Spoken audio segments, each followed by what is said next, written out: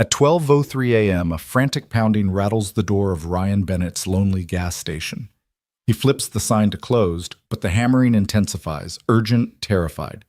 Ryan pulls on his jacket, steps into the freezing night, and finds a bloodied woman slumped against the pump, eyes wide with panic. Her breath hitches as shadows materialize at the edge of the lot, black SUVs creeping closer like wolves.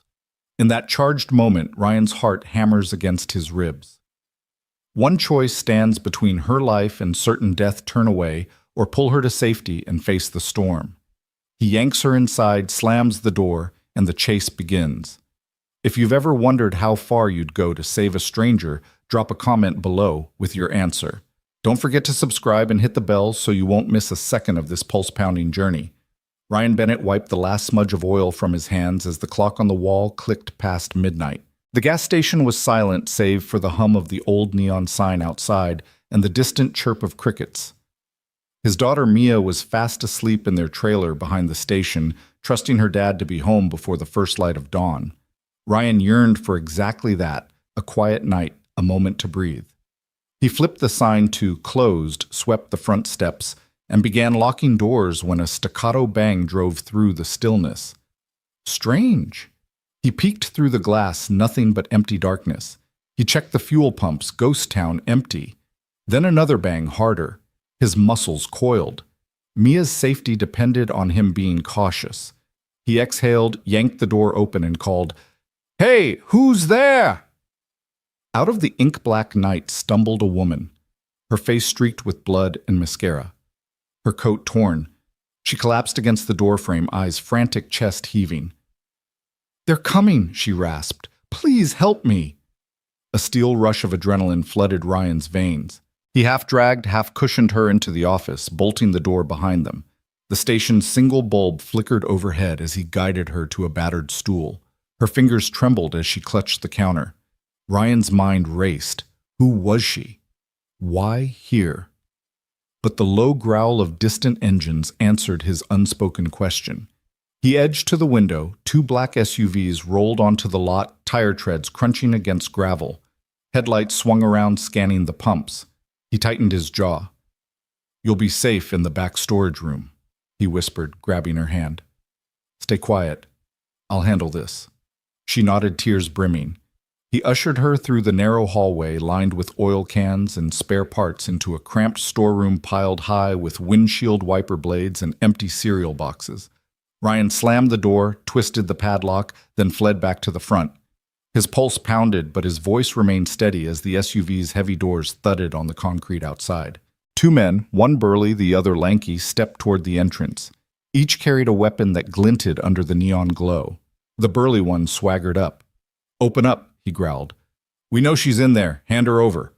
His words dripped menace. Ryan flared his palms. "Not a chance.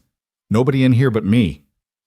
The lanky man circled the station flashlight beam, slicing through the inky black. "Come on, pal," he taunted. "Don't make this messy." Ryan kept breathing. "Messy? Nah, I'd rather keep things clean." He pointed toward the old fridge by the counter. "You want snacks?" "They're over there." Suspicion flickered across the lanky man's face as the burly one grunted. "Forget it. Let's go." They retreated, revving away in a cloud of dust. Ryan didn't exhale until their taillights vanished down the highway. Then he raced back to the storeroom, heart lodged in his throat. The door shook with her sobs. He flicked on the light. She sat huddled, knees to chest, eyes rimmed crimson. "It's okay," he said, voice soft. "They're gone." She lifted her head, her hair matted, a single strand falling across a pale face. "Thank you," she whispered. I thought they'd kill me." Ryan wrapped a threadbare blanket around her shoulders. "You're safe now." He guided her back to the main office, found her a chair, and fetched a bottle of water. She drank like she'd been stranded for days. Beyond the glass door, the world remained ominously quiet. Ryan dialed 911 on the payphone, no signal. He cursed. Out here help was hours away. He had to trust his two arms, one brain, and the fading courage that kept him going for Mia. He cleared his throat. "Can you tell me who—" She shook her head, voice barely above a whisper. "I can't. They'll kill me if they know I talked." Ryan nodded. All right, we'll keep it that way. He offered a reassuring smile, but every instinct screamed danger. In the low light of the station, he noticed a high-end smartphone peeking from her coat pocket. No company logo, just a sleek black rectangle.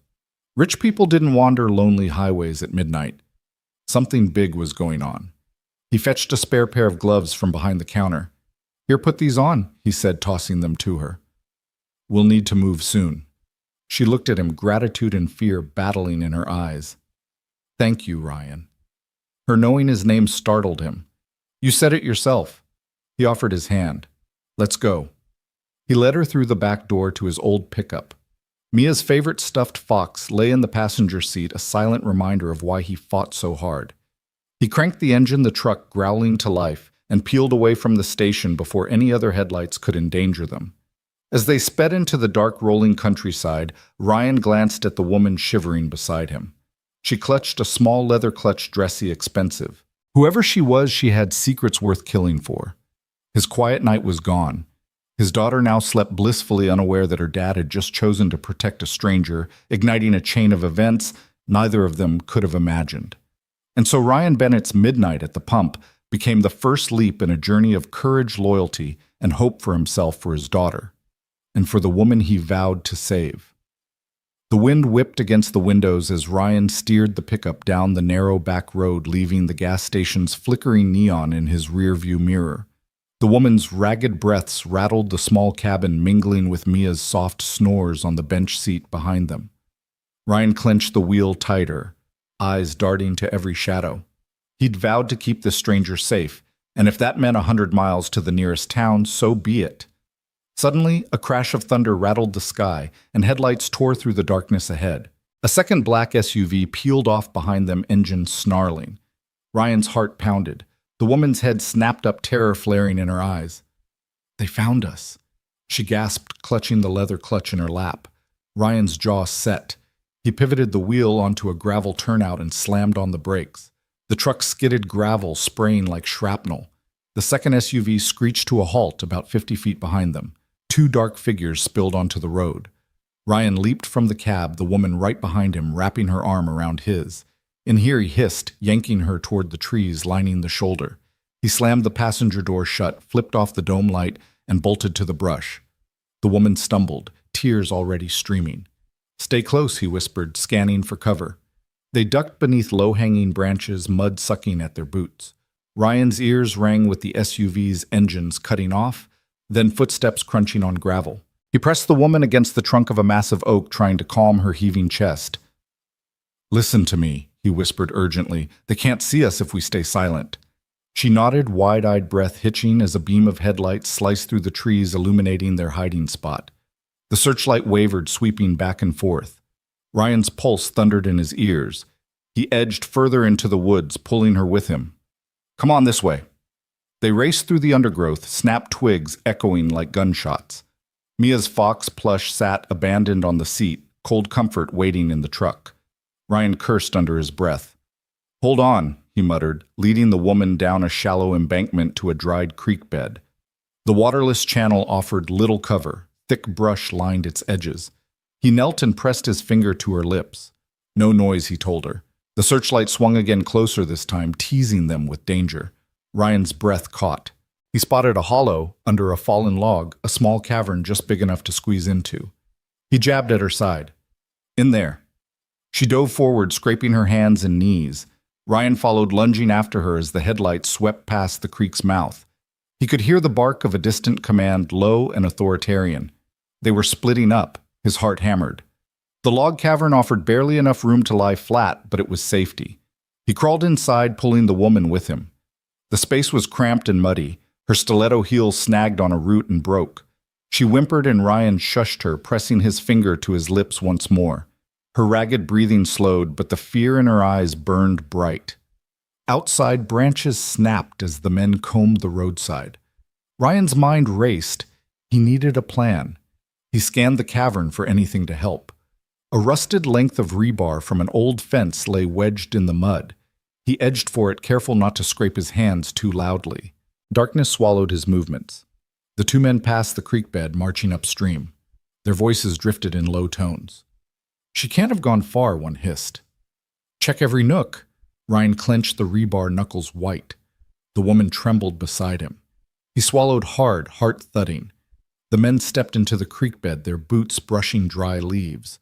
Both paused flashlights, sweeping left-right. Ryan held his breath. The beam passed inches from their hiding spot. He could smell the stale diesel on their jackets.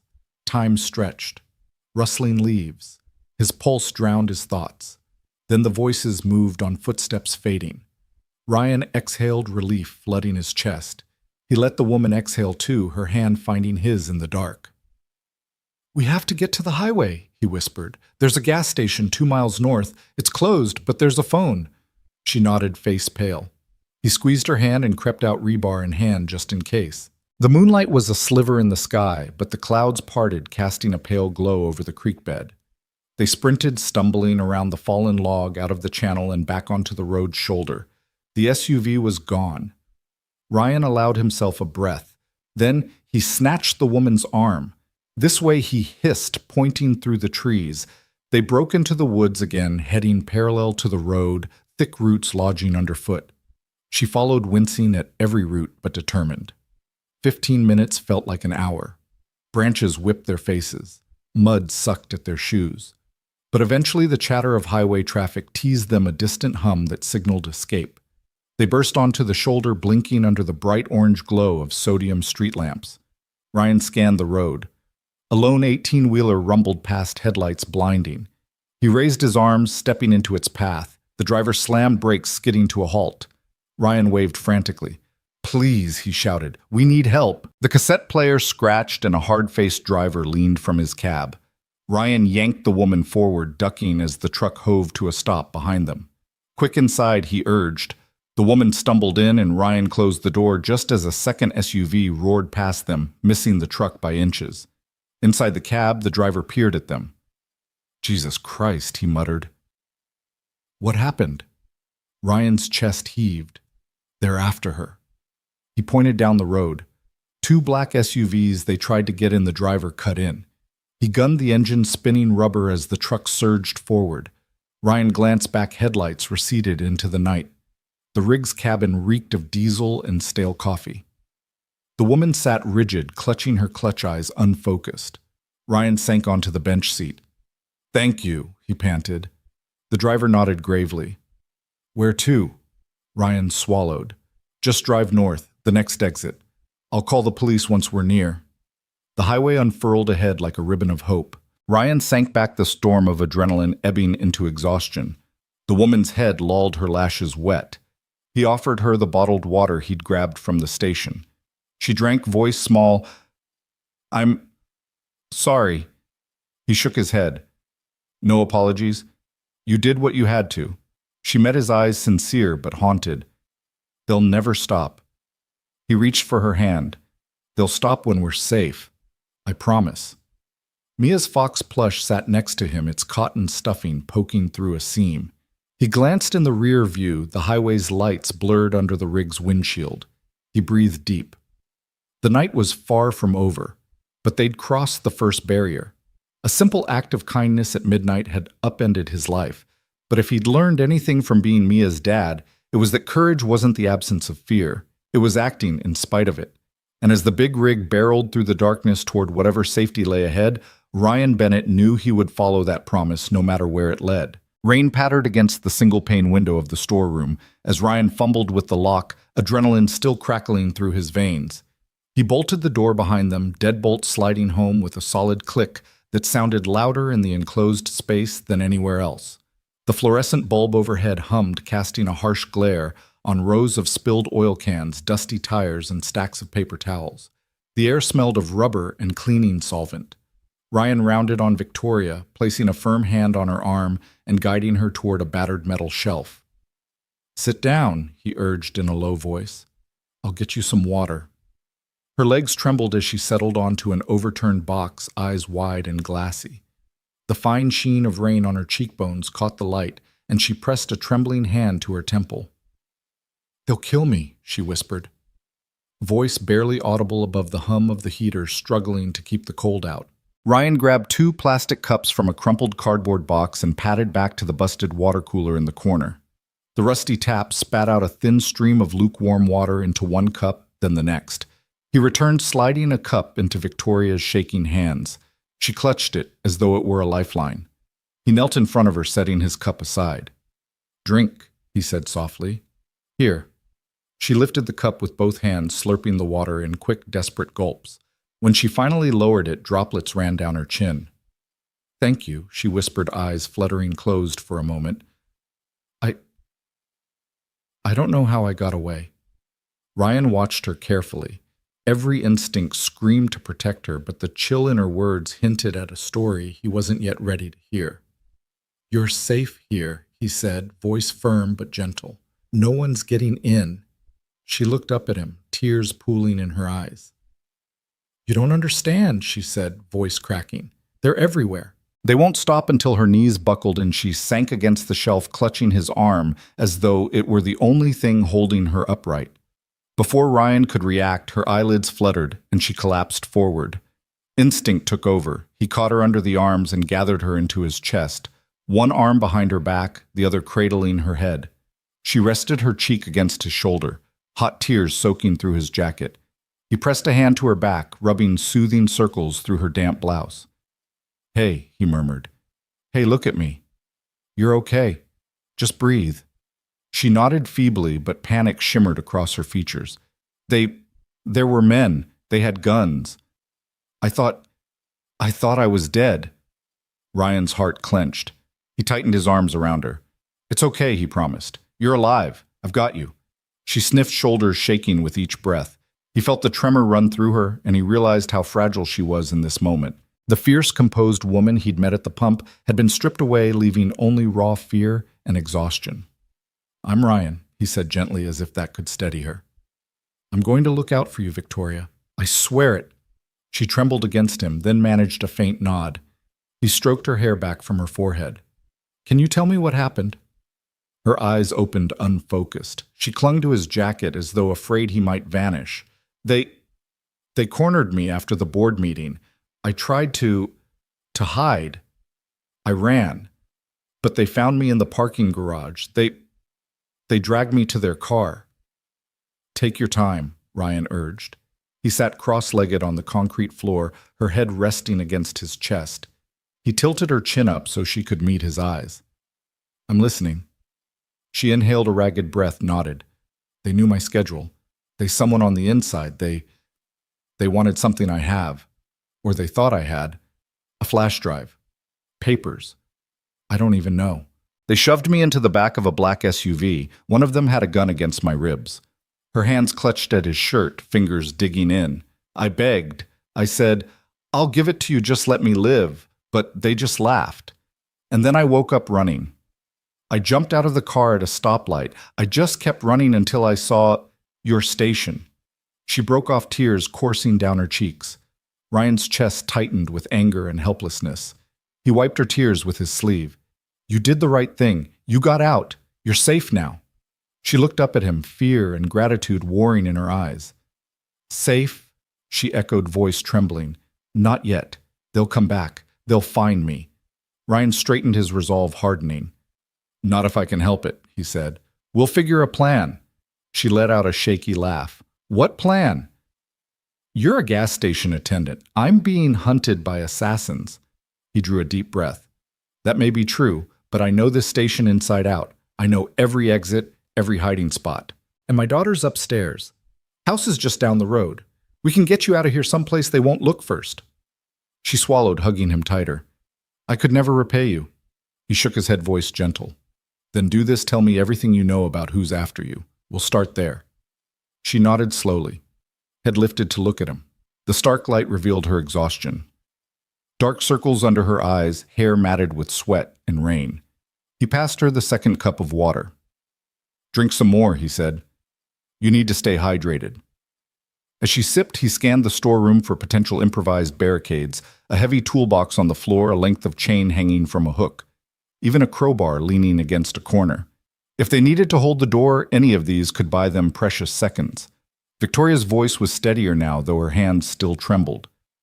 I'm Victoria Lane, she said, CEO of Parrington Industries.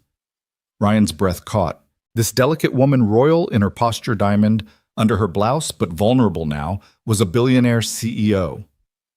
He swallowed that surprise, reminding himself that fear levels the highest peaks. Lane Industries, he asked quietly. That big tech conglomerate. She nodded, setting the water aside. They wanted a prototype, something I developed an AI chip. They think I have the only copy. They'll do anything to get it. He processed that heart thudding. A corporate war had spilled into this rural corner of the world. All right, he said. Here's what we do first. Before he could finish, the storeroom door rattled. The bolt rattled under a hard knock. Ryan's head snapped to the sound, every muscle tensing. Who's there? He called, voice steady, despite the adrenaline. A muffled male voice answered. Open up, Bennett. We know you're in there. Ryan exchanged a quick glance with Victoria, who shrank back against the shelf. Stay down, he murmured. He rose and moved to the door, removing his hands from Victoria's shoulders so he could slide the chain latch. The door rattled as they heard boots thundering in the hallway. Ryan swung the door open a crack, not enough for a body to fit through, and pressed his shoulder against it as he peered out. Two men in leather jackets and jeans glared back, one aiming a flashlight through the gap. There, the taller one barked. Don't play games. Ryan's voice was calm but firm. You've got the wrong place. No one in here. The shorter man grabbed the handle and yanked. The chain held. Cut the crap, he snarled. We know you took her. Ryan braced his foot door, wobbling under their tugging. I'm not letting you in, he said. Walk away. They exchanged a look, then the flashlight beam swept past the door again.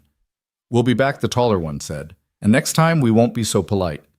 With a final yank, they stepped off. Ryan waited until their footsteps receded down the hallway before bolting the chain and dropping to his knees beside Victoria. She stared at him, eyes wide as saucers. He pressed a finger to her lips. Shh. It's okay. They don't know where you are now. She nodded, tears glinting. He pulled her close once more. Rest, he whispered. Get your strength back. We'll figure out our next move. Victoria leaned into him, exhaustion finally pulling her under. As he held her, Ryan's mind raced with possibilities, calling the police would blow their cover, but leaving her here was suicide.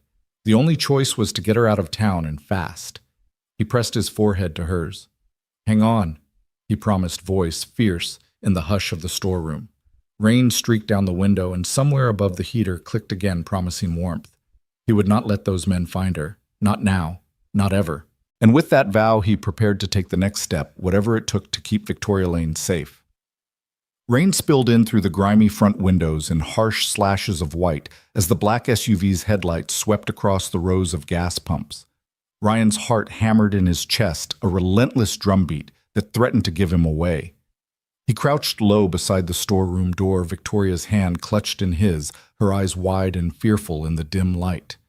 Outside, the engine idled, muffled but insistent, a predator staking its claim. He pressed his back against the cool metal of an oil drum and tried to swallow the lump in his throat. Victoria sank beside him, knees drawn to her chest, and he covered her hands with his own. They're here, she whispered, voice trembling. They found me. He forced a calm he didn't feel. Just breathe, he murmured. Remember you're safe as long as I'm here. Footsteps echoed down the narrow service corridor. The door rattled as two sets of heavy boots scraped against the concrete. Ryan tensed, every muscle summoned every ounce of composure he could muster. When the door handle rattled, he took a steadying breath, reached up, and half opened the chain latch just enough to peer through. Two men filled the frame. One was tall, broad-shouldered arms corded beneath a leather jacket. The other shorter, lean, with sharp eyes that looked hungry for trouble. Both carried handguns tucked into the waistbands of their jeans. Their faces were half hidden in shadow, but Ryan knew he'd seen them before at the roadside, at the pump in the mist of that desperate midnight chase. He swallowed and stepped forward, closing the distance between himself and the door. "Can I help you, fellas?" he said, voice low and calm. Rain droplets spattered around them, tracing paths across the neon glow of the pumps outside. He kept his right hand visible, palms open, disguising the adrenaline that coaxed warmth through his veins. The taller man squared his shoulders, shining a flashlight through the gap. Its beam cut across Ryan's face, making him squint. "Cut the act, Bennett," he growled. "We know she's in here. We know you're hiding her." Ryan shrugged, adopting the easy confidence of a man minding his own business. "You got the wrong place," he said. "Nobody in here but me and some spare parts." The lean man stepped closer, tilting the flashlight to illuminate the storeroom's cramped interior. Boxes of wiper fluid, stacks of oily rags, a battered toolbox, everyday clutter in a small-town station. Nothing more. "Don't bullshit us," he snapped. "We saw her go in here. That woman you helped, she's worth a hell of a lot more than a free tank of gas." Ryan's mind raced. He needed to stall to give Victoria time to slip away to the basement hatch, to the back exit, anywhere but here. He cleared his throat. "Look, lady seemed all right when I sent her on her way," he said.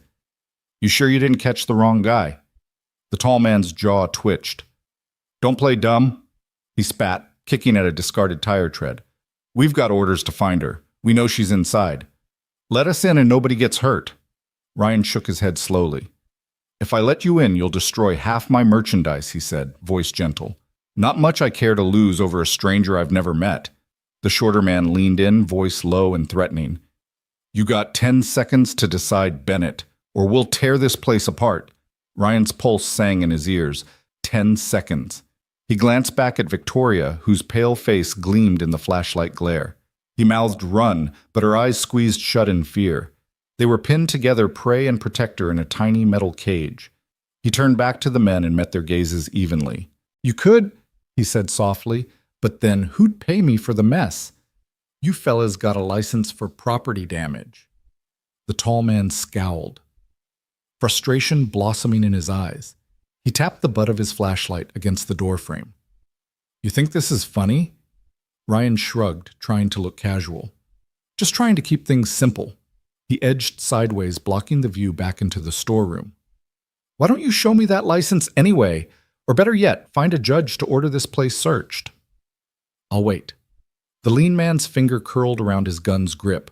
Rain drummed on the roof in an urgent tattoo, as if mirroring Ryan's rising panic.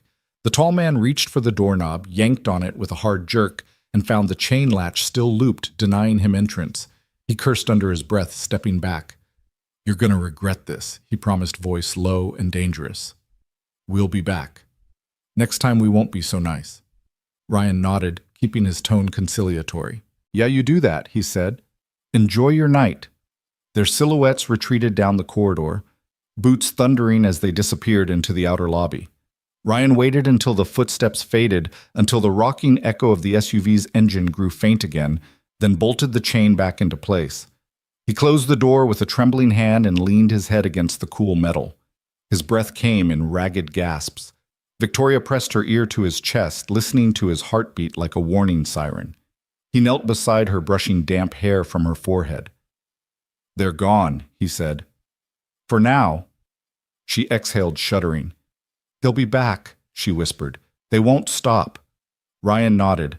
"I know," he said, wrapping his arms around her, "but I'm not letting them take you."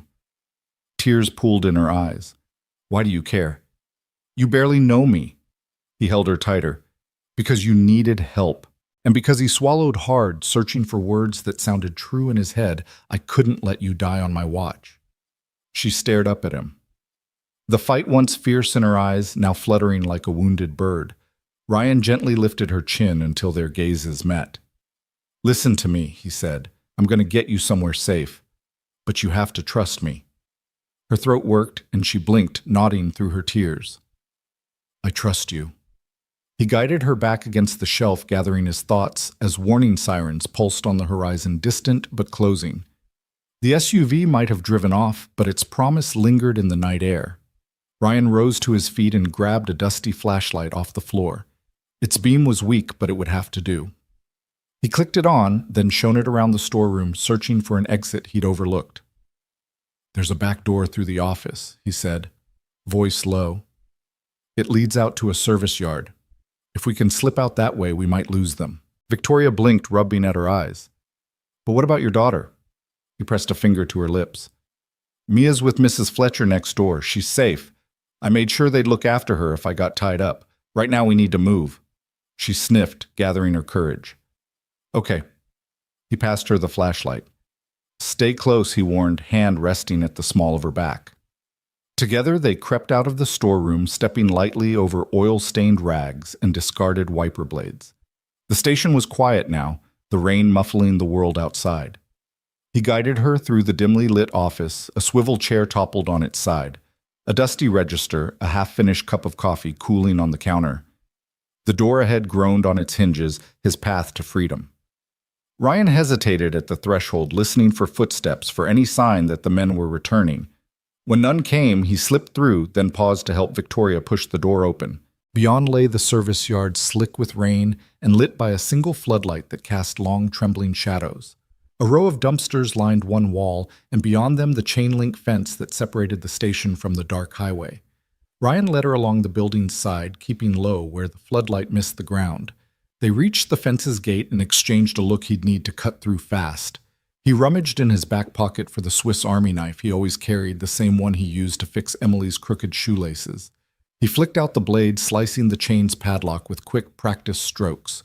Each click of metal echoed like thunder. Finally, the lock dropped. He yanked the gate open. Victoria slipped through, first her coat soaked through hair stuck to her face in cold rivulets. He followed, slamming the gate shut behind them. They dashed across the asphalt rain, blurring the world into streaks of gray. As they rounded the corner of the station, Ryan risked glancing back. The black SUV's headlights reappeared at the front entrance, engine roaring as it lunged toward them. He grabbed Victoria's hand and they sprinted toward the highway. He didn't look back again. He could feel her heartbeat against his side, fast, fragile, alive. Together they bolted into the night, every step a promise that he would never let those hunters win. And as the SUV's engine faded behind them, Ryan Bennett vowed that no darkness, no threat would ever break his word. She would make it to safety, or they would face the end side by side. Rain pounded against the pavement like applause as Ryan crouched behind a rusted repair rack, heart drumming. The black SUV had screeched to a halt where the highway met the station entrance, its engine idling in a low growl. Two silhouettes emerged, rifles raised. Their footsteps splashed through puddles as they approached the shadowed edge of the service yard. Ryan pressed his back to the metal rack, gauging the distance between him and the trucks. He clutched Victoria's hand, her fingers trembling in his. She pressed her cheek to his side, eyes wide, but she didn't speak. She trusted him. He owed her that much. He needed a distraction, something loud, something sudden enough to pull their attention away. His mind flashed to Mia and the way he taught her to startle Dad's old pickup awake with a slam of the door during their impromptu mechanic lessons. He could borrow that. "Stay here," he whispered, but his voice cracked. He tapped Victoria's arm and slipped free, sprinting toward the station's open bay door. She watched him go, fear etched on her face, but she nodded as if understanding that this was her only chance. Ryan barreled into the bay. The open garage smelled of oil and damp concrete, echoing with the hiss of dripping rain. He grabbed the battered door panel beside him, one he'd planned to replace but hadn't had the money.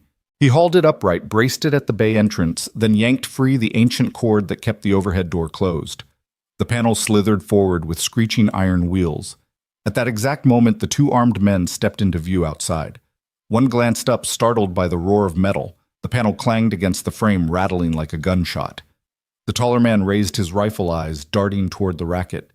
"Hey, Ryan!" hollered from the bay voice, loud and urgent. "You're not welcome here. You fuckers get out of my shop!" He kicked a toolbox across the concrete. It tumbled into the path of the oncoming flood of rainwater, clattering like a grenade. The shorter man yanked his rifle up, shifting focus to the noise, while the taller squinted into the bay, trying to track the sound. Ryan pivoted, slamming the bay door chain back into place. The panel locked with a final clang. He dashed to the storeroom entrance, throwing the door open and grabbing Victoria's hand. The two ran as 1 feet, splashing through shallow water, hearts pounding. Once outside, they darted toward Ryan's pickup, parked a few yards down the lot. The SUV's headlights bored into their backs as the shorter goon sprinted around the bay corner, weapon raised. The taller man stayed behind for a moment, shouting orders. "Stop!" the second man yelled. "We've got her!" Ryan didn't look back.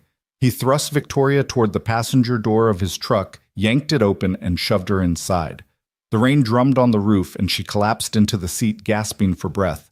Ryan slammed his hand on the horn. The horn blared a discordant warning into the night. The shorter man skidded to a halt in front of the truck rifle, rigid in both hands.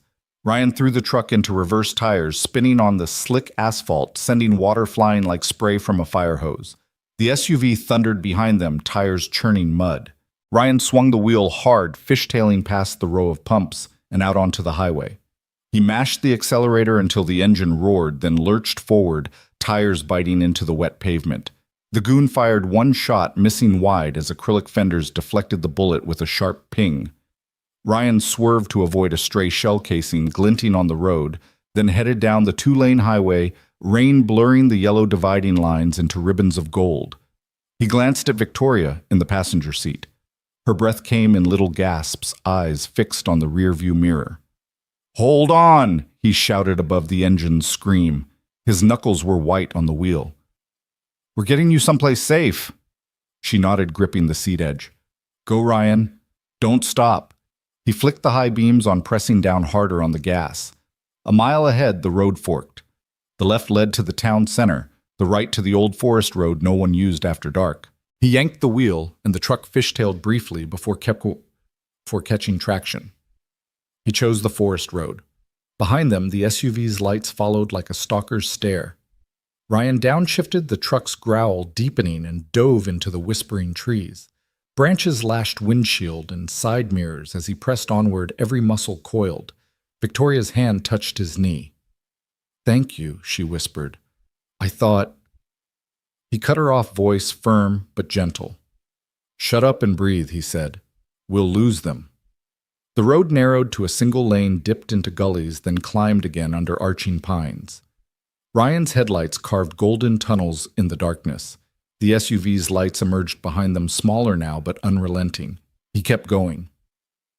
After what felt like an eternity, the forest road opened onto a gravel clearing where an old service shack stood silent. He'd once seen it used by forest rangers, no power but a locked metal door, and windows covered by grime. He steered toward it, fishtailing on the loose stones. He killed the engine, and silence hit them like a physical force. Rain pelted the roof in a drumming roar. Beyond that, the world was still. Victoria's chest rose and fell with quick breaths. Ryan shut off the lights, yanked the keys, and leapt from the cab. He flung open the passenger door and yanked Victoria out. Together they scurried across the gravel to the shack.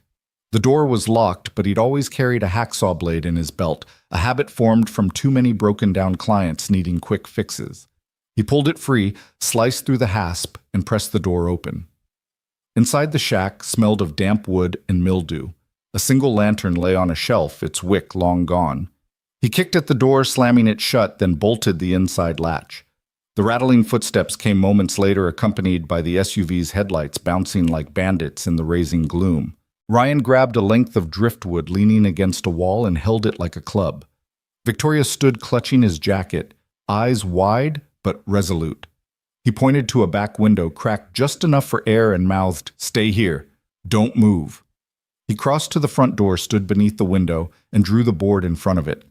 His silhouette filled the small pane as the headlights splashed through. 2 rifles poked around the doorframe. "Come on out," one of the goons bellowed. "You know she's in there?" Ryan tapped the board with the driftwood, pretending to be a phantom. "I told you I don't know her," he called. "Get out of here before you break something." The taller man's flashlight beam swept the yard, illuminating Ryan's impossibly calm stance. Then the light flicked to a fallen tire and a flash of mud in his diversion. The goon cursed and turned back to inspect, shouting to his partner. In that heartbeat, Ryan assaulted the latch from inside, forcing the door. Victoria shrieked, instinct warring with fear, but he clasped her hand and yanked her toward the window. They climbed through the small opening, rain washing them like baptism, and tumbled onto the forest floor. Behind them, the shack door burst open. The taller man's silhouette filled the doorway, fists raised in anger. But Ryan and Victoria were already sprinting into the trees. Branches whipped at Ryan's face, branches snapping beneath his boots. He guided her through a tangle of roots as the forest swallowed their scents. A final shot rang out, a loud crack that echoed against the trunks. Ryan felt the whoosh of air as it passed overhead. He didn't stop. He could feel Victoria's small hand in his warm and desperate, clutched in his own. They ran until the rain and darkness blended into nothingness, until the forest's dense protective blurred into safety.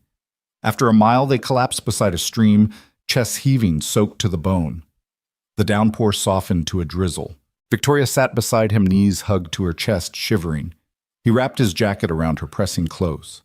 They listened to the forest's quiet symphony, water trickling, leaves dripping, birds calling into the storm's wake. No engines roared. No threats loomed. Victoria looked at him, rain streaming down her face. "You saved me," she whispered. "You could have run." He shook his head, voice raw with conviction. "I couldn't leave you, not when you needed help." Her lips quivered into a small smile. "Thank you, Ryan." He reached into his pocket, finding the crumpled scrap Victoria had dropped in the station, a tiny doodle of 2 stick figures beneath a makeshift shelter. He pressed it into her hand. "Fold this into your heart," he said, "because no matter what happens next, you are not alone." She tucked the drawing into her coat, and together they sat in the willow-dark forest, 2 souls bound by a narrow escape rein and an unspoken promise that whatever the dawn brought, they'd face it side by side. The truck's tires hissed against the wet asphalt as Ryan pressed the accelerator, leaving the gravel lot and its hunting shadows far behind. Rainwater that had clung to Victoria's soaked hair was now flung off the windshield, driven away by the fury of their escape. Every blur of tree and telephone pole that swept past was a reminder they were running, but to where he didn't know. All he knew was that Mia's safety. Mia, his little girl back home asleep in her bed, collapsed in his heart, alongside the trembling woman at his side. Victoria huddled against the passenger door, shivering. The collar of Ryan's jacket covered her neck, but perspiration and terror still slicked her skin. She stared out the window, watching orange streetlights flicker into the blur, and she pressed a hand to her temple as if warding off a splitting headache. "I'm sorry," she murmured, voice ragged with guilt and fear. I never meant to drag you into this." Ryan kept his eyes on the road, one hand steady on the wheel, the other sliding over to rest gently on her shoulder. "Hey," he said softly, "you'd do the same for me." He flicked on the high beams, cutting through the black like twin lances. "My daughter taught me that. You help someone in trouble, full stop. No questions." She turned to him, rain-soaked lashes trembling. "You don't even know who I am." He swallowed around a tight knot in his throat. "Doesn't matter." His jaw clenched as he scanned the desolate road, no cars, no lights, just the endless corridor of night. He'd already committed. "I'm not leaving you." A distant rumble sounded overhead. An airplane, maybe, but Victoria's gaze followed the sky as though expecting gunships. Ryan prayed that nobody had the means to follow them already by air. He eased off the gas. "We need a plan," he said, voice low but urgent. "I can't keep driving blind. We've got to find somewhere you can rest." She nodded, teeth chattering when she forced a smile. "Rest. Right. I haven't slept in days." He caught a glimpse of her eyes in the side mirror. Dark circles, fear etched into every line. He glanced down at the passenger seat where her jacket lay crumpled. "There's an old cabin off McAllister Road," he said, voice rough. "No electricity, but it's dry. I went there one time when the storm knocked out my power, fixed the roof for Mrs. Jenkins. She said I could stay any time. It's remote. No cell service." Victoria tilted her head, grateful. "That might work." Ryan flicked his indicator and swung the wheel onto the 2-lane road that led deeper into the pines. Rain drums on the roof punctuating each passing moment, but it didn't slow him. He steered with precision honed by years of late-night drives to Mia's soccer games, to the grocery store before dawn. Even in the dark, he seemed to know exactly where to go. As they left the last streetlight behind, Victoria caught her breath and placed a hand over his on the wheel. "Thank you," she whispered. Her voice was so small it nearly vanished in the roar of the engine. "I can't thank you enough." Ryan offered a half-smile, eyes still fixed ahead. "You helped me out of a bind, too." He exhaled, tension easing from his shoulders, just a fraction. "It's what you do." The road narrowed until the treetops pressed close like an unbroken tunnel. The rain eased to a drizzle, and the moon hidden behind cloud felt 1,000,000 miles away. Victoria leaned back, tucking her arms around herself. "I don't even know how they found me," she said quietly. "I've been careful." Security detail convoys. I always thought I was safe. Ryan's grip tightened on the wheel. You've been running from something bigger than you probably ever expected. He cleared his throat, trying to keep his voice steady. You okay telling me what happened? She stared out the side window, watching water bead and run in rivulets down the glass. After a long moment, she swallowed and began. I'm the CEO of Lanthorn Technologies. We produce specialized communications hardware. Government contracts private research. There's been a leak, someone selling our proprietary data. Last night I discovered who is behind it. For my own safety, I fled my hotel. I thought I could outrun them until morning. Ryan's brow furrowed. Selling tech secrets. People die for that kind of intel. He pressed his lips together. You must be pretty important. Victoria gave a rueful laugh. Important enough that they'll kill to keep me quiet. She turned to him, eyes haunted. I'm not just helpless. I'm a target. Ryan exhaled slowly. The road ended abruptly at a locked gate, his turnoff to the cabin. He rattled through his jacket pockets until he found a small keychain. He clicked the cabin gate lock open, swung the gate inward, and followed the gravel drive. Victoria watched the cabin materialize through the windshield-weathered wood moss on the roof, a single window glowing faintly with the reflection of the truck's headlights. The landing lights of security had long since been turned off. Nobody had lived here except the Jenkins, and for one stormy night, Ryan. He guided the truck to a halt beneath a canopy of pines, gears crunching against gravel. The sudden silence was deafening. The rain had stopped altogether. The cold night air smelled of pine needles and damp earth. Ryan killed the engine. The cabin sat there waiting like a refuge carved from the wild. He turned to Victoria. Stay here, he said, voice firm. Don't open the door for anyone. She nodded, wrapping the jacket tight around her shoulders. He reached across, pressed a gentle hand against her arm. I'll be right back. He grabbed his flashlight from the center console and stepped into the night. The gravel crunched beneath his boots, and he approached the cabin door, found the padlock, and clicked it open. He jiggled the doorknob, tested the latch, then pulled the door inward. It creaked on rusty hinges. Inside the cabin was dark and musty. A faded rug covered the floor, a beaten-up wood stove sat cold in the corner, and a single lantern hung from a hook. Ryan fumbled for a match in his pocket, struck it, and held the flame to the lantern's wick. The cabin glowed with a soft amber light. Dust motes danced in the air. He moved to a storage shelf against the wall, found a stack of thick blankets and an old battery-powered lantern. He set it down on his rickety table, then crossed to the door and threw it wide, shining light toward the truck. Victoria's silhouette stood there, rigid with relief. He guided her inside, closing the door and relocking it. Here, he said, handing her one of the thick wool blankets. Sit by the stove. It'll be warm in a minute. He knelt to light a small fire, kindling newspaper a match. The stove hissed and spat sparks, then creaked to life, sending a wave of heat cascading through the room. Victoria shivered as she sank onto the front of a sagging sofa, tucking the blanket around her knees. She watched the fire glow, shadows flickering across her face. Her eyes glimmered. Thank you, she whispered again, squeezing the blanket. Ryan climbed onto a crate near the back wall, his silhouette framed by the rising warmth. Get some rest, he said softly. I'll set up my sleeping bag on the floor. We'll figure this out by morning. Her lip trembled and she wiped at her eyes. I'm sorry you have to do this, she said. I'm so sorry. He offered her a small, understanding smile. You saved me a few nights ago, he reminded her quietly. We're even. He paused, his gaze drifting to the window where the last of the rain tapped its farewell. Besides, you'd do the same for me. She nodded, tears glinting in the firelight. I hope you're right. Ryan stood and moved to a corner, unrolled his sleeping bag, and patted the ground. Try to sleep, he said gently. It's going to be a long night.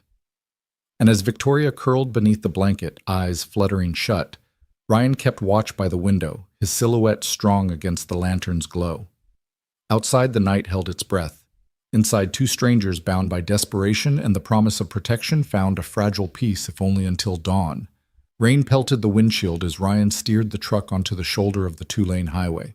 The cabin's old wood stove might have been a sanctuary for the night, But Victoria's unease was palpable. She hadn't slept more than a few fitful minutes before stirring and whispering that they needed to move. Her pursuers hadn't given up, and Ryan vowed not to let them catch a glimpse of his passenger again. He guided the truck past an unlit curve and spotted the neon sign of the Rolling Pines Motel flickering through the downpour, one of those dilapidated motels where the walls leaned in and the carpets had seen better decades. But it would do.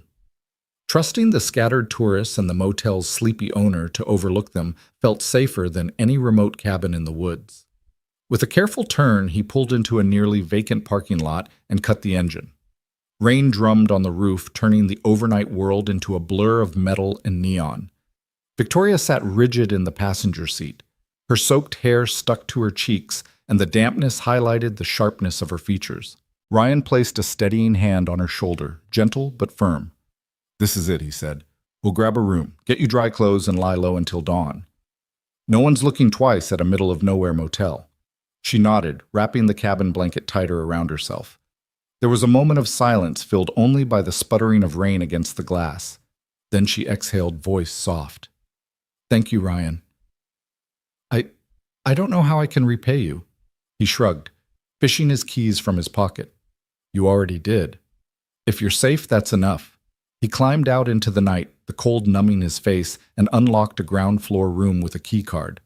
The door opened on a musty carpet patterned in archaic swirls of brown and orange, and they stepped inside, dripping water onto a plastic mat by the door. Inside, the neon glow from the sign outside cast shifting rectangles of blue and red across the threadbare bedspread. Ryan flicked on the overhead light, revealing two twin beds, a small TV mounted in the corner, and a sink where the faucet leaked just enough to leave a ring of mineral deposits.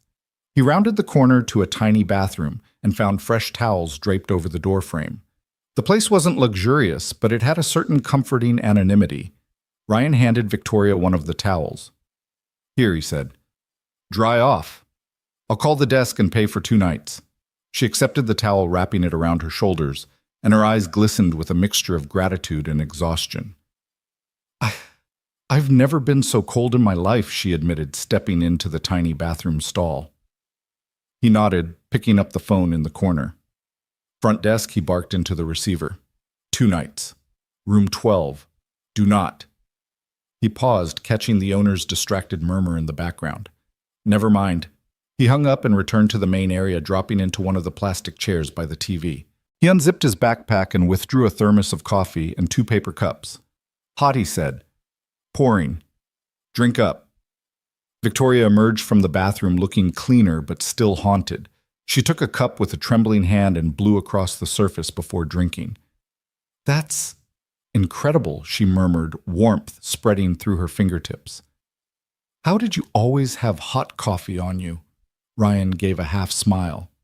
"I'm a single dad. Hot coffee is how I survive the world." He leaned back, studying her. In the harsh motel light, she looked vulnerable, yet something in her posture hinted at steel beneath the fragility. "Victoria?" He began using her first name for the first time. "You can trust me. I need to know who you are." She stared at the shifting patterns of light on the wall, lifting her cup to her lips as if buying time. Thunder rumbled outside. Finally, she set the cup down, taking a deep breath. "My name is Isabella Hart," she said. "I'm the CEO of Hartwell Communications.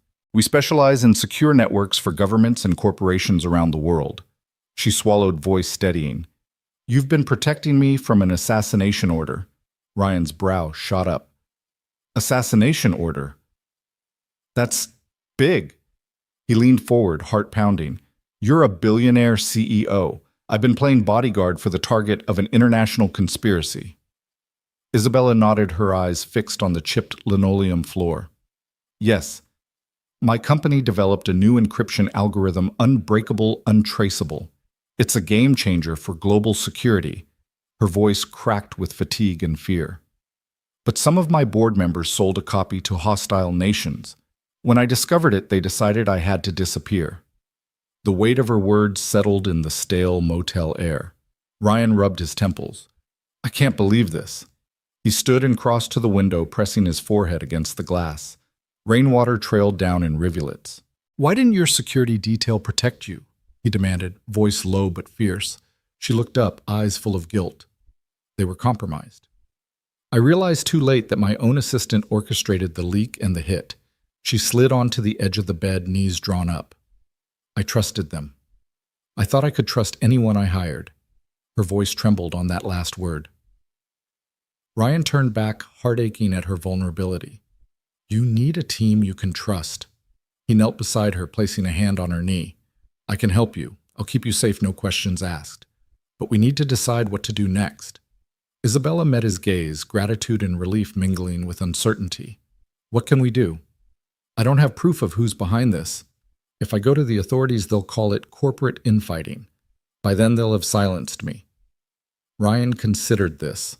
Outside, the rain flickered against the neon. The only certainty was that her enemies were relentless.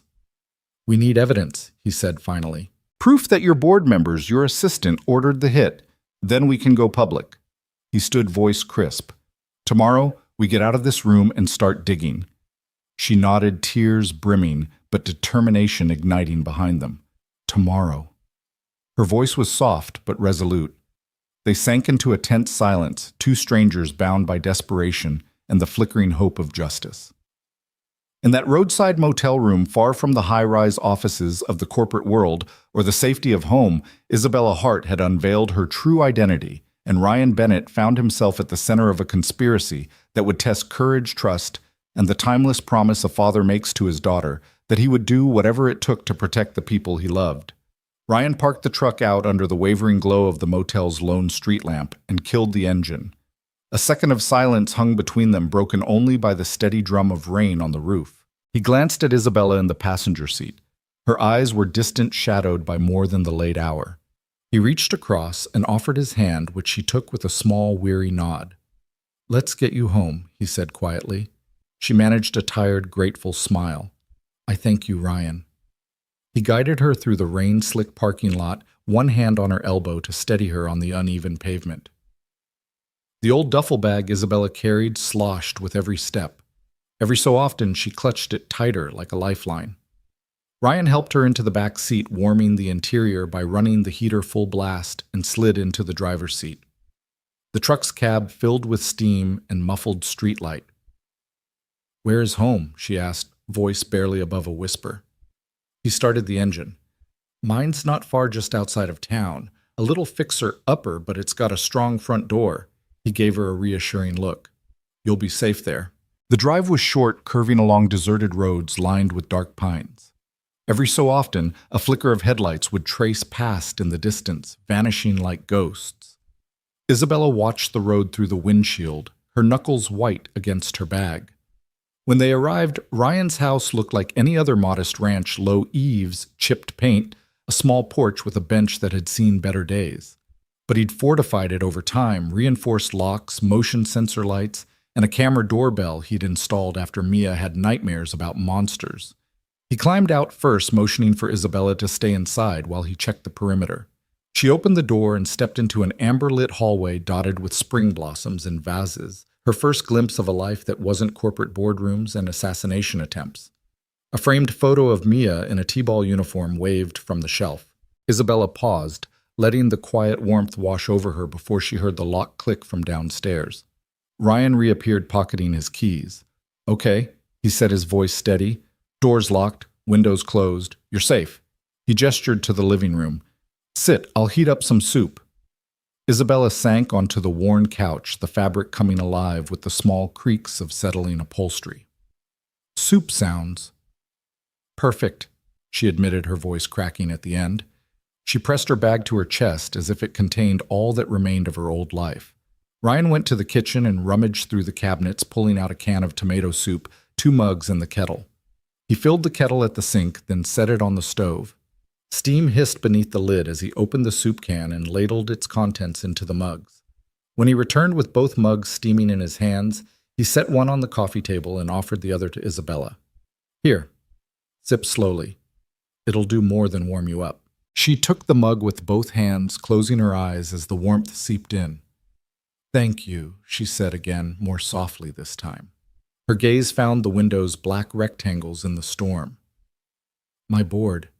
I never thought they'd come after me like this. But money and power, they change people. Ryan perched on the edge of an armchair opposite her. He sipped his soup, then set it aside. Tell me everything, he said gently. Isabella inhaled deeply, clenching the mug as if bracing herself. After we developed the encryption protocol, I realized how valuable it was, not just to us, but to governments around the world. My board members, some of them saw an opportunity to sell it. They leaked prototypes, sold licenses to regimes who would pay anything. I discovered it confronted them. Then my assistant vanished shortly after I got threats. I thought it was a bluff until last night. Her voice trembled, and for a moment Ryan saw not a billionaire CEO, but a frightened woman perched on the edge of a life she once controlled. He leaned forward. Your assistant, any idea where they went or who's behind it? She shook her head. No, that's what terrifies me. It could be any of them. The CFO, the head of R&D, even some of the senior board members. They're united by greed but not by loyalty to one another. I can't trust my own company. He nodded, digesting the breadth of her betrayal. So they want proof destroyed, and you silenced. His words weren't a question. They'll come after any record that ties them to the leak. Isabella's eyes glistened. Exactly.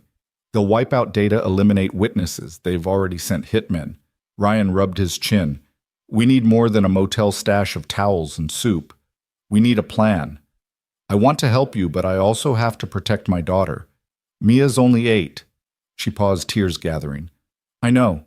That's been my biggest fear, that I'd drag someone else into this. Someone innocent. She looked at him, sorrow and regret etched in her features. I don't want Mia or you to pay for my mistakes. He set his mug down and folded his hands, leaning back. We'll keep you off their radar. My place is a fortress they won't see coming, but we need evidence. We need hard drives, emails, signed contracts, something so concrete that when we go public, the world will have to believe you. Isabella stiffened, determination flaring. Yes, I have copies, encrypted backups, hidden. My lawyer kept them in New York. It's my insurance policy. But getting there, with them hunting us, it's suicide. Ryan studied her, weighing the risk. We'll find a way. We'll need allies, someone you trust who won't turn. He tapped his knuckles on the arm of the chair. I know a guy, my old friend Marcus. He's into cybersecurity freelance. He owes me a favor. He can extract the data safely without leaving a trace. She exhaled, relief flickering. That could work. If he can get it, then we can broadcast everything live. No going back. Ryan nodded. But first we make sure you're safe here. He stood. You'll stay in my guest room, locked door, no windows. I'll set up a laptop for video calls with Marcus. I'll be on guard all the way. Isabella rose, wrapping her arms around herself. You're doing so much for me. She stepped toward him, eyes bright with gratitude. How can I ever thank you? He gave her a small, rueful smile. Just get back to work. And if this all goes sideways, make sure Mia's okay. Her lips trembled. I will, I promise. He patted her shoulder, then took the mugs back to the kitchen. The kettle was still warm, but he didn't bother to refill it. The night stretched ahead, plans to make allies, to contact dangers to outwit. Yet, in that living room cluttered with Mia's homework on the coffee table and family photos lining the walls, Isabella found a measure of peace she hadn't felt in weeks. Ryan returned and flicked off the overhead light, leaving only the lamp by the sofa. Steam curled from the mugs in the dim glow. He handed her back the mug, now mostly empty. Go on, he said gently. Drink the rest. We leave tomorrow at dawn. Isabella cradled the mug, her gaze softening. Thank you, Ryan, she whispered one last time. He stood, voice gentle. Sleep. Tomorrow secrets go on the table and we start taking this back. In the quiet of the storm-battered house, she nodded. Wrapping the blanket tighter, she eased onto the couch and closed her eyes. Outside, the rain continued its relentless symphony, but inside, a fragile alliance had formed, one built on trust, shared danger, and the unwavering promise of a single dad determined to shield his daughter and the stranger whose fate had become their own. Rain-slick pavement gleamed like oil as Ryan parked the truck across the street from Orion Motors' towering glass headquarters. The city lights above pulsed through the droplets that clung to the windshield. Isabella sat beside him, her posture tense, phone clutched in her hand.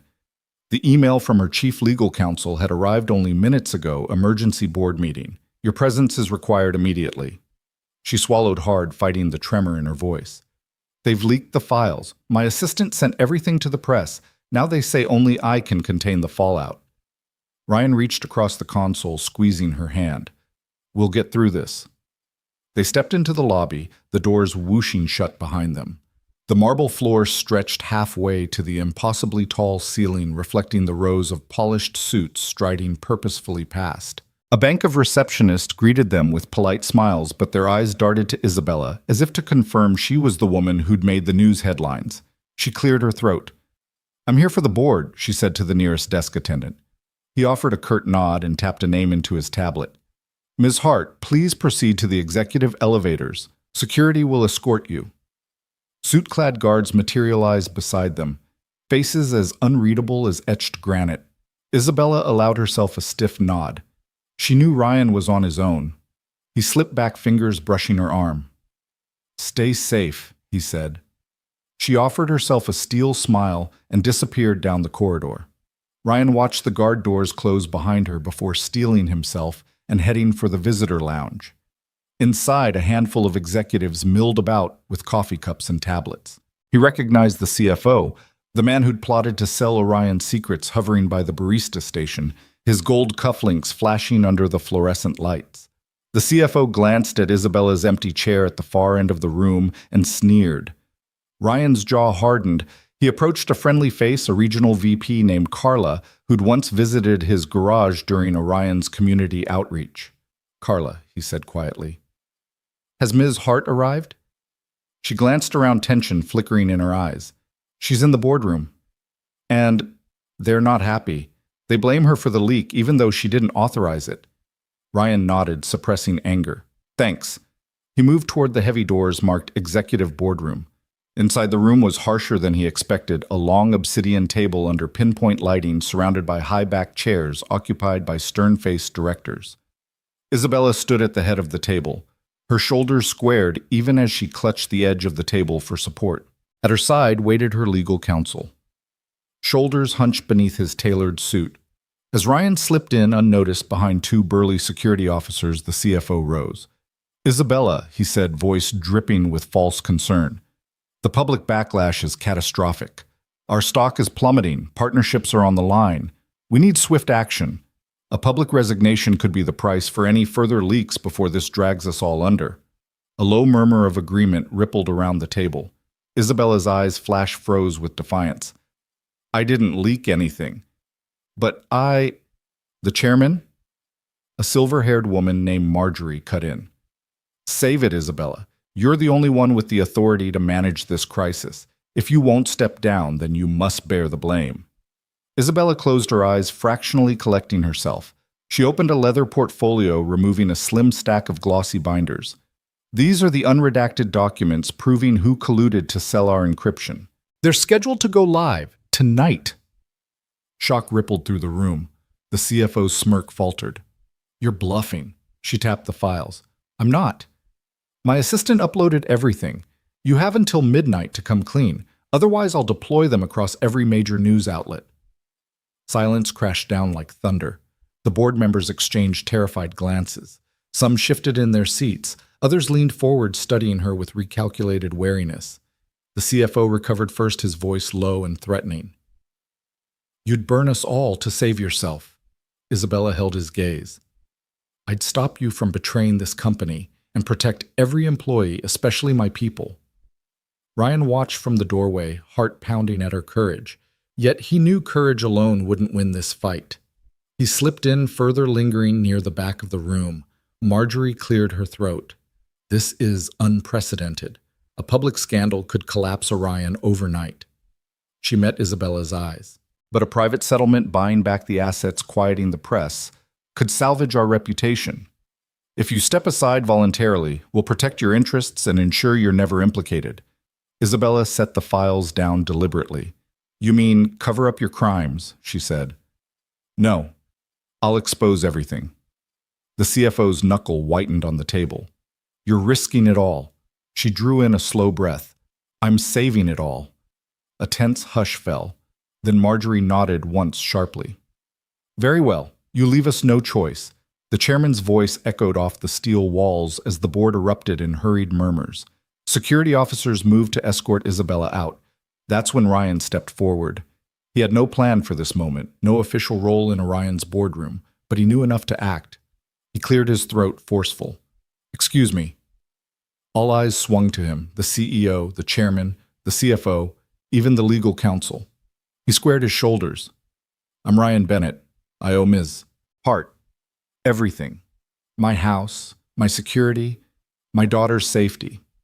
I don't know corporate law, but I know loyalty, and I'm not leaving."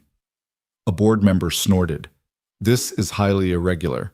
Ryan met their gazes head on. "Maybe. But consider this: if your next move is to whisk her away and sweep everything under the rug, you'll have one more betrayal to explain. You've already lost public trust. Do you really want to lose the trust of your own people?" The room went icy. Isabella shot him a look of stunned gratitude. Marjorie's eyes narrowed. "We appreciate your passion," she said calmly. "But this is now corporate territory." Ryan shook his head. "This isn't about corporate territory. It's about right and wrong." A tense beat. Then, Isabella's counsel, always cautious, spoke up. "She's right. This leak is already public knowledge. Any further cover-up would be self-destructive." Marjorie studied the two of them, the small-town dad and the embattled CEO. Finally, she gathered herself and straightened. "Agreed. We will proceed with a transparent review. All documents will be audited. If misdeeds occurred, we will hold those responsible accountable." A low murmur of relief broke out. The CFO clenched and unclenched his fists, but said nothing. Isabella exhaled. "Thank you." Ryan stepped back, heart still pounding. He watched as the board chair called for order, instructing the CFO to begin the audit process and legal to coordinate with Isabella's team. The room's tension lifted, replaced by cautious cooperation. Outside the conference room, Isabella waited as Ryan rejoined her. She reached for his hand. "I never expected you'd step in." He gave her a crooked smile. "I couldn't stand by and watch you get steamrolled." She squeezed his hand, eyes bright. "You saved me again." He shrugged. "We saved each other." As they walked out through the lobby, the suits who had glared now offered nods of respect. Even the CFO gave a grudging half-smile as they passed. The polished marble no longer felt cold. It felt like the arena where justice, however messy, had a chance to win. Outside, the rain had eased and the city lights shone like beacons. Ryan paused, looking up at the Orion Tower. He didn't feel like an intruder anymore. He felt like a guardian. Isabella slipped her arm through his. "Come on," she said softly. "Mia's waiting." Ryan smiled and led her back to the truck. As they drove away, the skyscraper faded in the rearview mirror, its blazing windows a reminder that sometimes, even in the coldest halls of power, a single act of courage could reshape the game.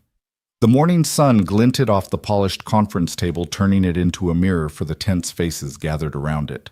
Ryan Bennett leaned forward, palms flat on the gleaming surface, tracing an invisible line between the stack of technical reports on the left and the exploded diagram of Orion Motors' flagship model on the right. Around him, a half-dozen engineers in crisp polo shirts and khakis exchanged skeptical glances, their lines of code and 3D renderings clearly better suited for boardroom slides than a grease-stained mechanic's rag. But Ryan wasn't fazed. He tapped a thick page of test data where suspension deflection numbers spiked at certain speeds.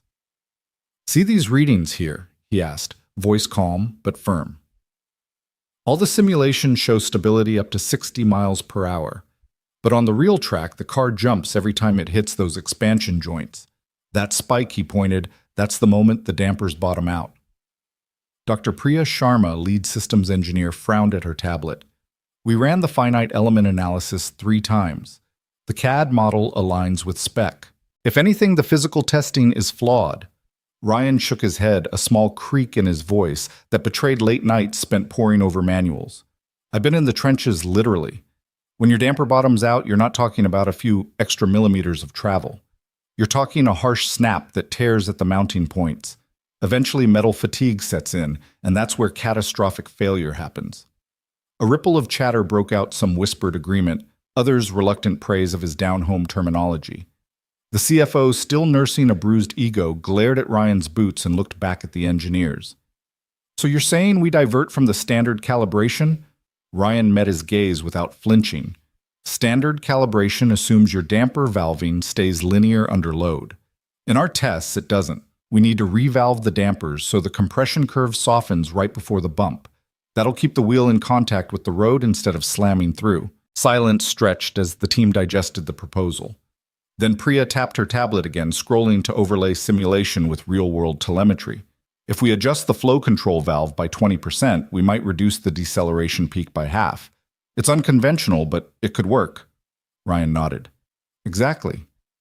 It's unconventional, but so was trusting a small-town mechanic with your flagship, yet here we are. A few engineers exchanged wry smiles. One younger engineer, Marcus, cleared his throat. I think we can prototype this today. We have a spare set of dampers in the R&D lab. If we modify the shim stack and test it on the rig, we'll know by this afternoon. The CFO pursed his lips, conflicted. Then he looked at Marjorie, the chair of the board, her silver hair framing an expression that blended prudence and hope. She inclined her head once crisply. Proceed, she said. Relief and determination flickered across Ryan's face. Thank you. Let's get to work. The morning hours blurred into a whirlwind of activity. In the R&D bay, Ryan stood over a chassis mounted on a hydraulic rig, the original dampers removed and replaced with the modded prototypes. Engineers huddled around laptops, tweaking control algorithms and monitoring pressure gauges. Lucas, the head of test operations, leaned in. We're ready for the first cycle. Stand by. Ryan gave a small thumbs up. He'd never imagined himself orchestrating a high-tech test, but there he was guiding engineers with the same certainty he'd once used to teach his daughter Mia how to ride a bike. When the rig cycled, the car's simulated wheels dropped into the troughs in the floor surrogate expansion joints, and then there was only a gentle compliance instead of the violent jolt before. The control room exploded in excited chatter. Priya punched her tablet.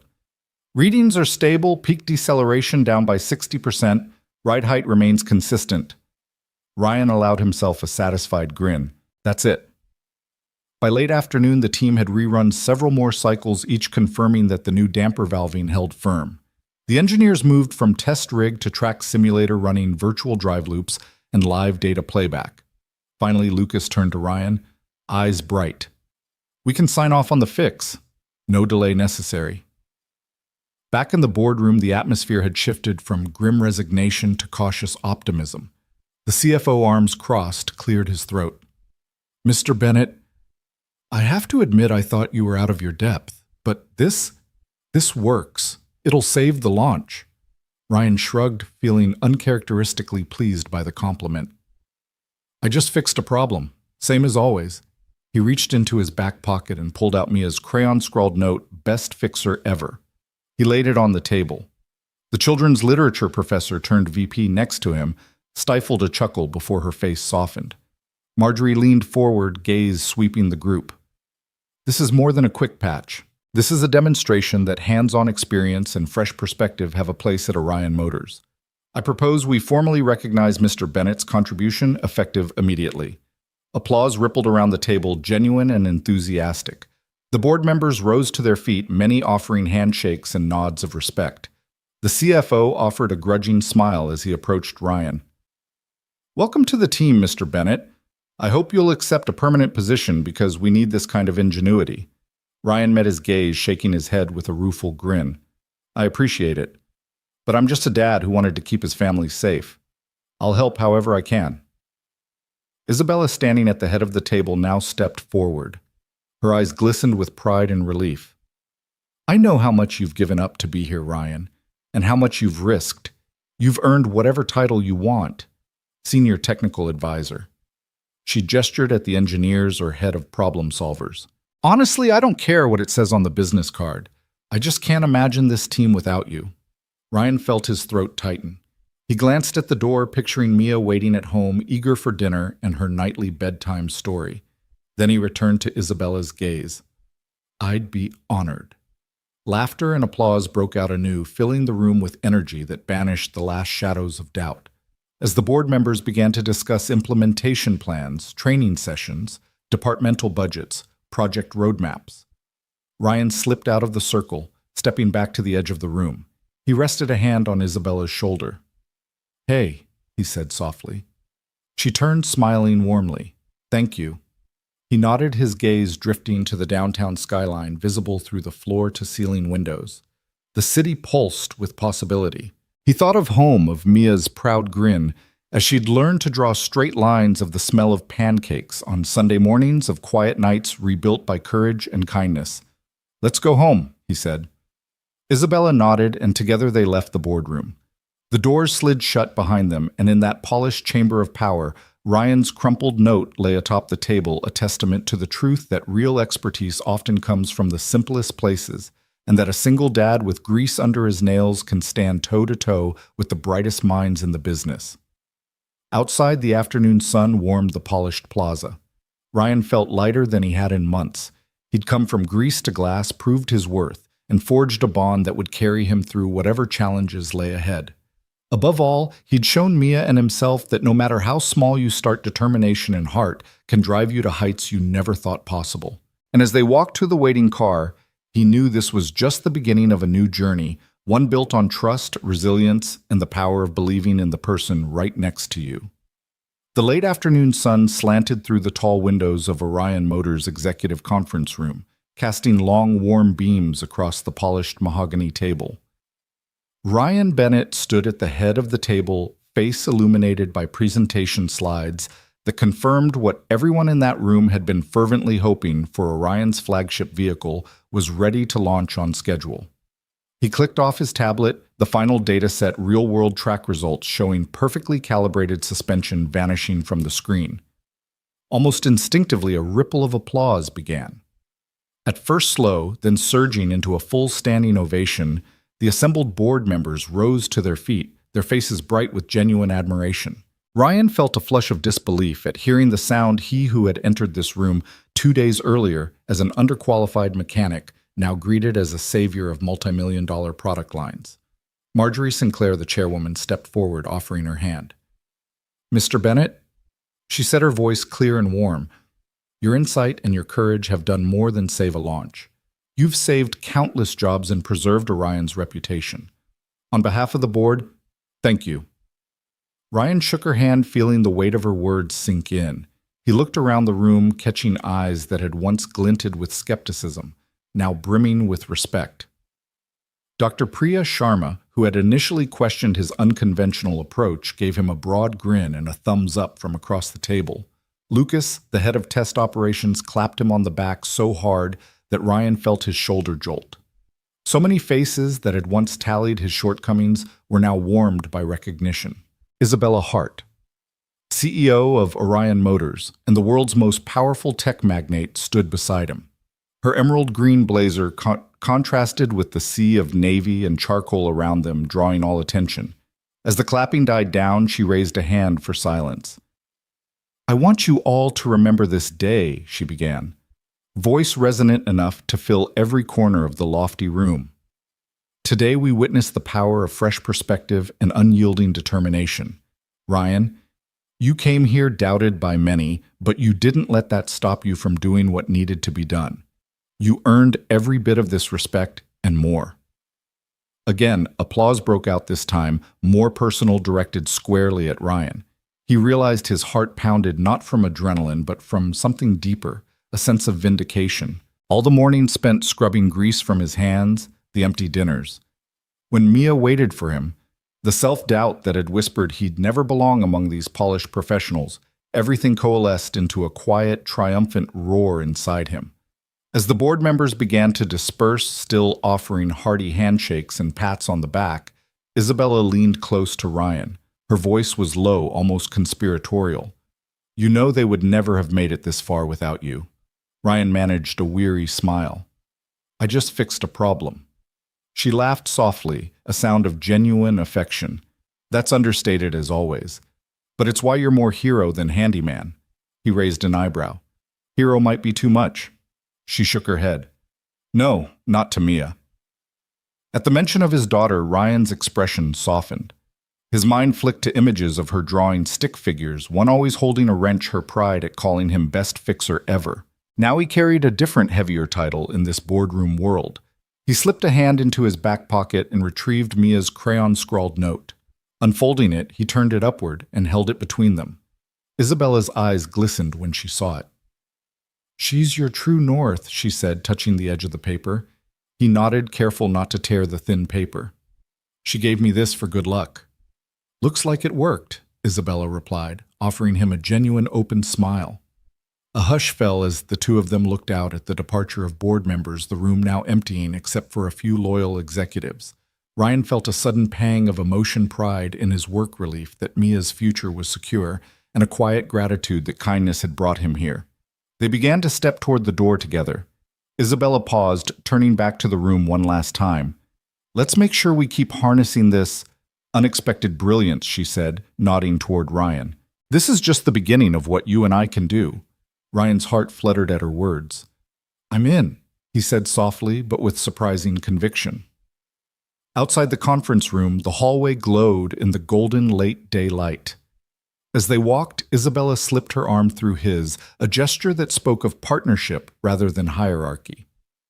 "Dinner tonight," she asked, casual but intentional. "You, me, and that note of Liam's." Ryan laughed, the sound light and free. "I'd like that. I owe her a story about her dad's big day." Isabella smiled knowingly. "I can't wait to hear it." They stepped into the bustling lobby, the insistent hum of the building resuming around them, security guards, busy assistants, the distant rev of tests on the R&D floor. Yet in that moment, Ryan felt perfectly at home. He glanced down at his worn jeans and work boots. They were greasy, scuffed, unmistakably his. Before today, he might have been self-conscious walking these glossy hallways in such attire. But now those very jeans were proof of a lifetime spent solving problems, of a man who never quit, and of a father's determination to build a future for his child. He looked up at Isabella, her confident stride matching his own. The city skyline outside beckoned a glittering expanse of possibility. He realized that the distance between grease pits and glass towers had shrunk to nothing more than a single act of courage. Together they moved forward, stepping into the next chapter, one where respect had been earned, where vindication had transformed into opportunity, and where a single moment of kindness had reshaped two lives forever. As they walked down the corridors of power, Ryan Bennett carried with him every lesson learned that true expertise transcends titles, that respect is earned through action, and that a dad's love can be stronger than any boardroom politics. And at his side, Isabella Hart, once a frightened stranger, now walked as an ally, forever grateful and forever changed. The morning sun glinted off the last patches of snow melting on the Bennett family's driveway, turning every droplet into a tiny prism of light. The cold air still lingered in the scent of damp asphalt and pine from the nearby woods, but the warmth of the moment beneath the carport made Ryan Bennett pull his coat tighter around his chest with a satisfied grin. Under the soft hum of an electric heater, 8-year-old Mia crouched beside a restored 1967 Mustang, her small hands gripping a spark plug as she gingerly handed it to Isabella Hart. Isabella, still clad in her tailored blazer from last night's gala, had rolled up her sleeves and let the engine oil stain her cuffs as she carefully guided Mia's hands into the engine bay. Their laughter bounced off the brick facade of the garage, bright and infectious. "Careful with the threads, sweetie," Isabella coached, her voice light but patient as she demonstrated how to screw the plug into place. Mia's tongue peeked out in concentration, and with a gentle click, the plug seated perfectly. A triumphant giggle burst from her lips. "Got it!" she crowed, high-fiving Isabella. Ryan watched from the doorway, leaning against the jamb with arms crossed, pride swelling in his chest. Just a few days ago, both of them had been strangers thrust together under perilous circumstances. Now here they were, two women from entirely different worlds bonding over a vintage car and the promise of spring. "Look at you," Ryan said, voice thick with affection, teaching the CEO how to be a mechanic. He stepped forward, brushing snowflakes from his hair and crouching beside Mia. "You doing okay there, kiddo?" Mia beamed up at him, her cheeks flushed from the cool air and excitement. "Dad, she's the best teacher ever." "Right, Miss Isabella?" Isabella chuckled, wiping a smudge of grease from Mia's forehead. "I'm learning as much from you as you are from me." She straightened, brushing back her hair. "I never realized how much goes into keeping an old beauty like this running smoothly." The Mustang, its faded teal paint now gleaming after a fresh coat of wax, sat proud on its jack stands. A few tools were scattered on the concrete floor, a torque wrench, a funnel, and a rag dotted with oil spots. The scene looked more like a family project than the culmination of a high-stakes corporate rescue. Ryan rose and stretched his back, the ache from yesterday morning's boardroom still faint in his muscles, but outweighed by the contentment he felt now. "All right, moment of truth," he said, moving to the driver's seat and turning the key. The engine roared to life in a healthy rumble that echoed through the garage and out into the crisp morning air. Mia and Isabella exchanged delighted looks. "You did it?" Mia exclaimed, running around the front of the car to look up at her father. Ryan cut the engine with a gentle twist, then climbed out and tossed the keys to Isabella. "Your turn." He invited a playful glint in his eyes. Isabella caught the keys with both hands, her gaze softening as she looked at Ryan. She slid into the driver's seat, her blazer now unbuttoned, and turned the key. The Mustang responded instantly, its purrs smooth as silk. She leaned out the window, beaming. "Let's see if I can handle that steering wheel." Mia dashed around to Isabella's side and offered a hand, which Isabella took before the CEO climbed down. They switched places under Ryan's encouragement, Mia pretending to shift gears and Isabella crouching to her level to let her guide the wheel. The simplicity of the moment, just three people sharing time, laughter, and elbow grease, felt like the best possible antidote to the last few weeks of danger and intrigue. Back inside the warmth of the garage, Ryan fetched 3 mugs and poured hot chocolate for Mia. Coffee for himself and strong black coffee for Isabella. The 3 of them settled on old wooden stools by a narrow workbench, sipping their drinks as the Mustang's engine coolly ticked in the background. "Remember when you first showed up here bleeding and exhausted?" Ryan asked, nodding toward Isabella. "I honestly didn't know what to think. Now look at us." Isabella raised her mug with a wry smile. "I remember thinking, this guy might just be crazy enough to save me." And he did. Her gaze softened as she looked at Mia. "And you young ladies saved both of us with your courage and kindness." Mia hugged her mug cheeks, warm from the chocolate and pride. "I just wanted everyone to be safe." "That you did?" Ryan said, turning to Isabella. "You know, before all this, I never imagined someone like you would be tinkering on old cars in my driveway." Isabella set her mug down gently. "I never imagined I'd find more support in a small-town garage than in a boardroom. You and Mia showed me what really matters. People, not profits." Ryan nodded thoughtfully, taking a sip of his coffee. Mia's mom used to say the same thing. She'd be proud to see this, how far a little kindness can go. His eyes softened, and Mia reached over to squeeze his hand. Isabella placed her hand over theirs. "And now your kindness has saved lives, protected futures, and built something stronger than any corporate contract. You gave me a second chance, Ryan, a chance to rebuild trust both in myself and my company." Ryan's chest tightened at her words. "We all deserve a second chance," he said quietly. "Even me." He gestured around the garage. "I've spent my life underestimating what I could do. Tonight, yesterday, everything changed." Mia's brow furrowed in concern. "Daddy, are you okay?" Ryan lowered his voice to a gentle rumble. "I've never been better, Mia." He stood and lifted her onto his hip. "But I think it's time we took care of a few more things around here." "Right?" Mia squealed in delight, and Isabella laughed. "What's next on the list, Mr. Bennett?" she asked. Ryan looked at the socket set, the empty toolboxes, and the Mustang waiting patiently for its wheels. "Well, I think that old Mustang deserves some new tires, and then maybe we take her for a spin around town." "What do you think?" Team Isabella winked at Mia. "Count me in." Mia pumped her fist. "Let's do it." The 3 of them moved into action, grabbing wrenches and chatting about torque specs and tire pressure as though they'd been a team for years. The warmth of their camaraderie filled every corner of the garage, weaving a new memory into the Bennett home's legacy, one of resilience, unexpected friendship, and hope. Outside, the last snow patches shimmered like forgotten diamonds beneath the wide blue sky. Inside, the engine's purr had cooled to a calm hum, and the laughter of a little girl and her 2 heroes echoed like a promise that even the coldest, darkest nights can give way to mornings warmer than any before, and that a single act of kindness can spark a future brighter than anyone dared imagine. And as the engine of life turned once more, Ryan Bennett knew, without a shadow of a doubt, that this was only the beginning of their brighter tomorrow.